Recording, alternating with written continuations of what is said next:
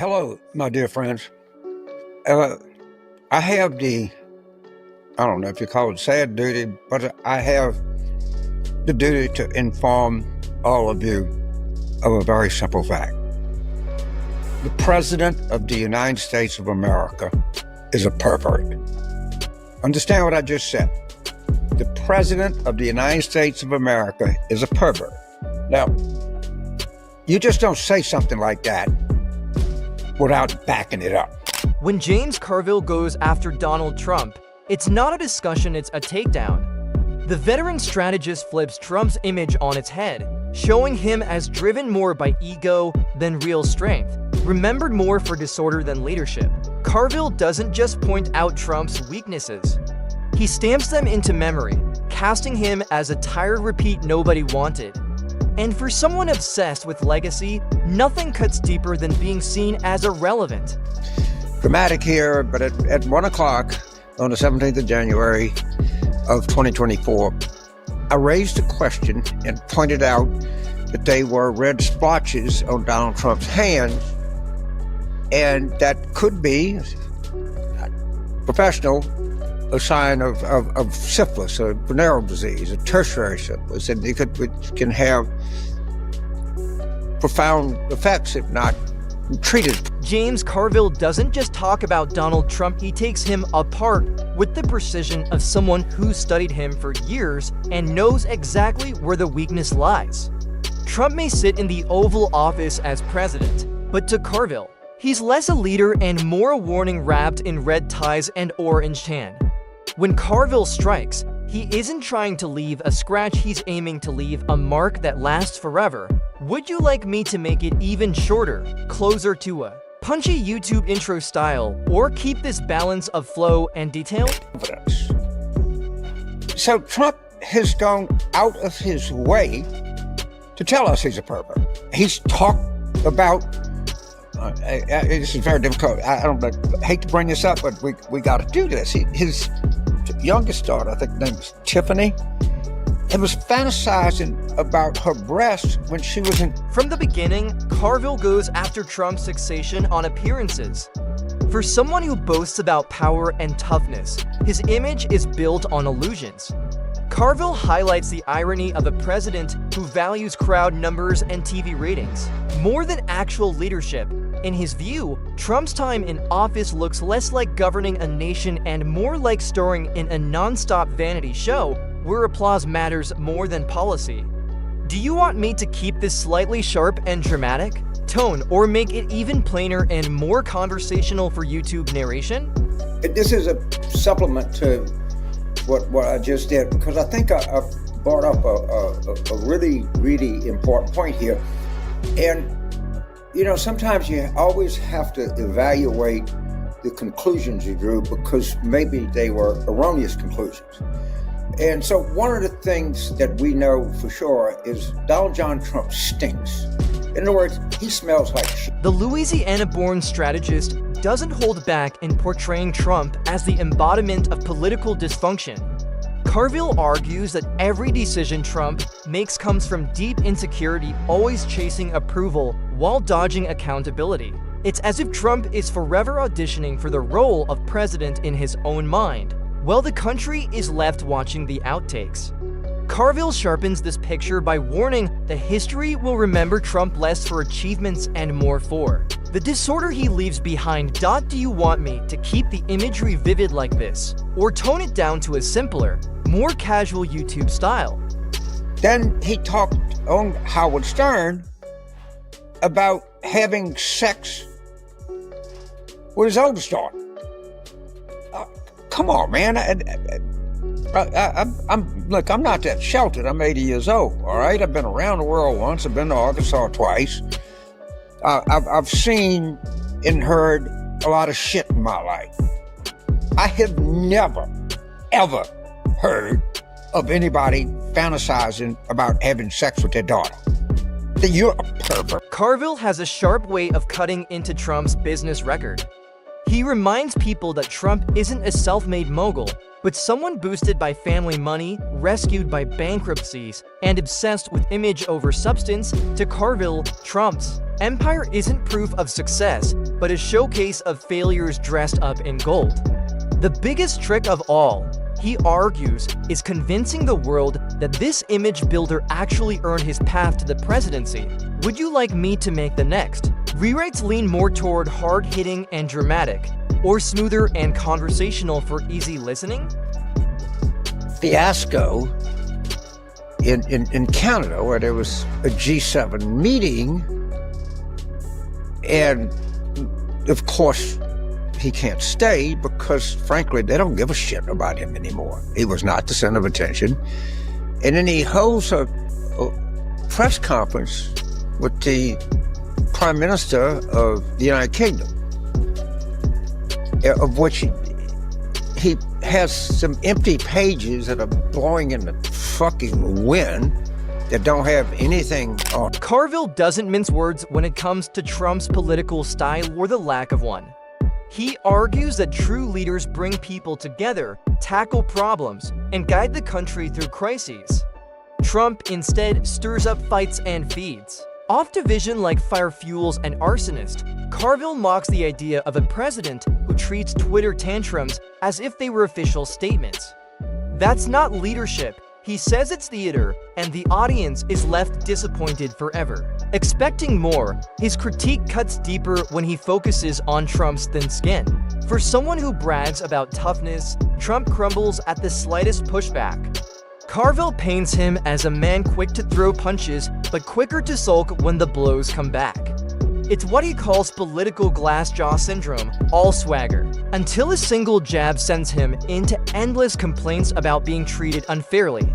To Carville, the irony is to Rich, a man desperate to appear like a lion, but acting more like a wounded house cat. Do you want me to keep the biting humor in all sections, or tone some parts down so it feels more neutral for a broader audience? This man is repetitively, publicly fantasized about having sex with underage females. He was actually asked, well, what age limit you wouldn't go before? And I think his consensus number was 12. Yeah, that's right. Look it up. That's what he said. So I'm not being Clarence Darrow or Louis Brandeis or something. It's a division against interest. Carville also takes aim at Trump's loose relationship with the truth, or, as he puts it, his allergy to it. He jokes that Trump could turn a simple date into a game of two truths and a lie, except without the truths, from exaggerations to flat-out fabrications. Trump lies so effortlessly that fact-checkers eventually stopped trying to keep pace. Carville argues Trump doesn't twist reality, he replaces it with whatever story makes him look good, and the crowd cheers as if delusion itself were a governing principle. One of Carville's sharpest points comes when he highlights Trump's obsession with loyalty, not respect, not competence, just blind loyalty. In Trump's world, allies and aides aren't valued for their skills, but for their willingness to praise him. Carville calls it less of a presidency and more of a personality cult, where kneeling earns rewards and questioning gets you punished. It feels less like the Oval Office and more like a reality TV boardroom, where the biggest fear is being fired with a catchphrase instead of real policy. He also ridicules Trump's rhetorical style, if it can even be called that. While past presidents are remembered for speeches that inspired or united the nation, Trump is remembered for rambling monologues stitched together like late-night infomercials. Carville laughs at the idea that these disjointed rants ever passed for leadership. Where Lincoln left us the Gettysburg Address, Trump left us word salad sprinkled with grievances. Do you want me to keep leaning into Carville's sarcastic punchlines like this, or smooth them out for a straighter documentary-style narration? Event. I do not, I guess Trump is human in one sense, in another sense he's not. I really think he is such an odious and despicable man that he should not be accorded the most basic courtesies that one human being would extend to another. Carville doesn't stop there. He goes after Trump's obsession with grievance politics, mocking how the president constantly paints himself as a victim of unseen enemies. For someone living in the White House and commanding the world's strongest military, Trump still manages to cast himself as the underdog in every fight. Carville highlights the absurdity of a billionaire president complaining about unfairness as though he were robbed of success. In his view, Trump never stopped running as an outsider because he never figured out how to govern as an insider. Then comes the policy record, or rather, the lack of one. Carville points out how Trump's big promises, from fixing infrastructure to overhauling healthcare, collapsed once they met reality. He skewers the empty slogans, the shallow proposals, and the endless photo ops meant to cover up the absence of substance. To Carville, Trump's presidency is a case study in wasted chances for years, spent chasing headlines instead of making history. The legacy left behind, he argues, isn't progress but pettiness, where noise replaced real achievement. Do you want me to carry this sharp, satirical tone through to the very end of your script, or soften it slightly as it wraps up for a smoother closing? I think we have to consider the fact, not the fact, we have to consider the possibility, I want to be very careful with my language here, that Trump is unable to wipe his ass. Yeah, you heard me. It is possible that this man is incapable of wiping his own ass. Carville's sharpest strike is also the most personal.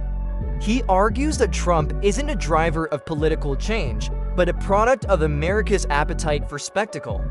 Trump didn't create celebrity politics, he just mastered it better than anyone else, but Carville warns, spectacle doesn't last forever. What once seemed bold and new now feels repetitive and desperate. The rallies, the recycled slogans, the same grievances, they no longer shock. They just tire people out. In Carville's words, Trump has shifted from showman to rerun, and nothing ends a performer's career faster than losing the crowd. Even as president, Carville says, Trump's aura of inevitability has faded, doubts have started to creep in. Among his own supporters, worn down by constant drama without real progress. Carville portrays him as a man trapped in yesterday's fights, unable to point the nation toward tomorrow. That, he insists, is the true end for any politician. Leaders inspire people to look ahead, conmen keep dragging them back. And for Trump, that choice may define his legacy. Do you want me to stitch all these rewritten parts into one polished, continuous script for you when you finish sending the sections? A human being. I think he is a grotesque, immoral man who is incapable of understanding anything or anybody that's not him. And I'll just be very honest, I cannot stand the son of a bitch.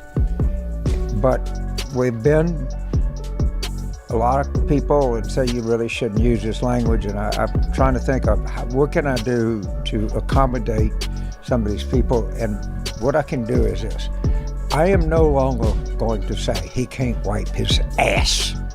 I'm going to be sophisticated. Carville closes his roast by saying Trump's biggest accomplishment wasn't leading, it was convincing people he was more than he really was. Take away the branding, the bravado, the rallies, and the noise, and what's left is an insecure man who built an image he could never live up to, yet forced the nation to play along. To Carville, that's the real tragedy of Trump's presidency, not just the failures, but the reminder of how easily people can be deceived. In his eyes, Trump isn't simply a flawed leader, he's a contradiction, a parody of power, a man who craved the title but never understood the work. And once that truth sinks in, it's nearly impossible to undo. Trump can keep shouting, rallying, and declaring his greatness, but Carville's words plant a doubt that lingers. The great showman, he argues, has been unmasked as just another man who confused applause with authority. What makes Carville's takedown sting is that it doesn't just target policies or politics, it dismantles the very myth Trump built around himself. So I'm sorry, but to the 10% that said, well, I voted for change, I didn't vote for this, then you are a goddamn idiot. And what my favorite group of people are these Wall Street Trump supporters, these guys worth $6 gazillion. Well, I didn't know he was going to do this. I was surprised that they wasn't thought out. What the fuck has he ever done in his life that's ever been thought out? Nothing.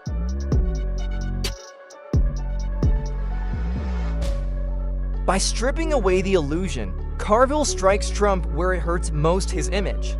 For someone who thrives on perception, nothing stings more than being seen for what he really is. Carville doesn't just criticize Trump, he dissects him, like a veteran surgeon who knows exactly where the flaws lie. Though Trump may hold the highest office in the nation, Carville sees him not as a commander-in-chief, but as a cautionary tale dressed in red ties and spray tan. His attacks aren't meant to bruise, they're meant to leave lasting scars. Right from the start, Carville goes after Trump's obsession with appearances. For a man who boasts of strength and dominance, his entire persona is built on smoke and mirrors.